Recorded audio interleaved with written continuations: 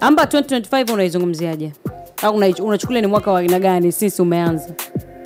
Ni mwaka wa mafanikio, kwanza ni mwaka wa uchaguzi. Ni mwaka ambao unajua mwaka mpya na kila kitu kinakuwa kipya. Mimi nauchukulia kama ni mwaka wa blessing.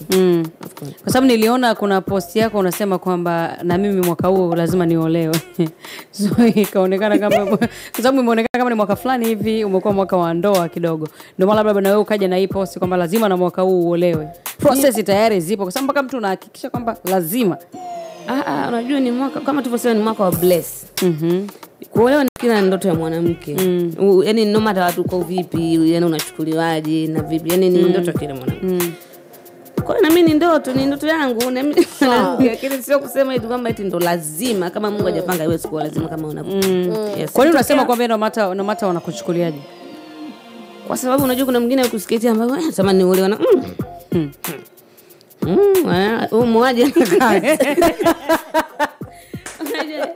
Muaje ana kazi. Muaje ana kazi. Hapo. Hapo anaolewa na nani? Naona mwingine anakwambia huyu anakuja kuoa anajibebesha matatizo.